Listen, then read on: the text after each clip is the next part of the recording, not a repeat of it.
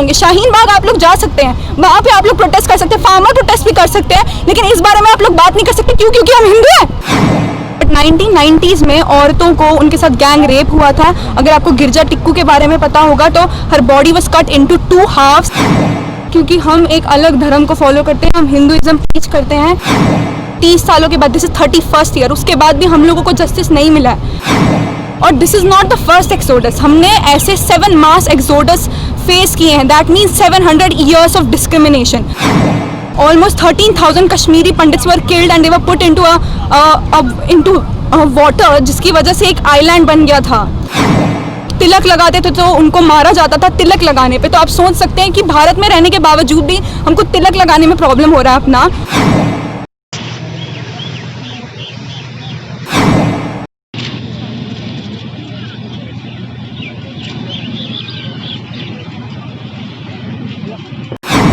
We were driven in 1990 by the Islamic fanaticism and it was because क्योंकि हम एक अलग धर्म को फॉलो करते हैं, हम हिंदुइज्म टीच करते हैं।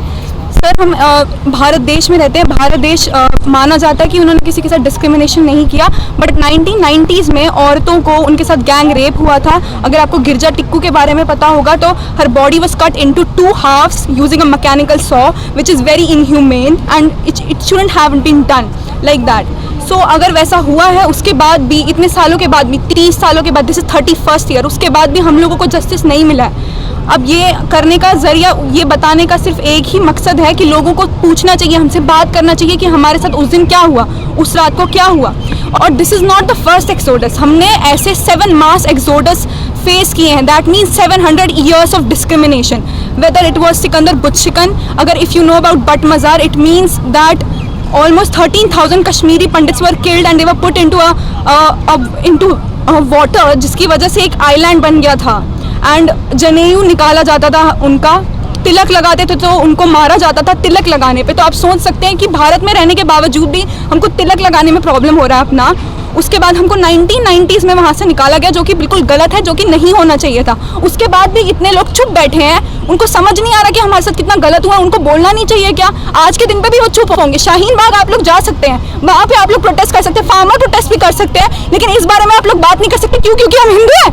90 के दशक की एक बहुत शर्मनाक घटना जो है पूरे भारतवर्ष नहीं केवल भारत नहीं पूरे विश्व ने ये घटना देखी थी, और एक रूह कंपकाने वाली ये घटना हुई थी जिसमें हिंदू समाज को, कश्मीर में रहने वाले हिंदू समाज को जो है कश्मीर से निकाला गया।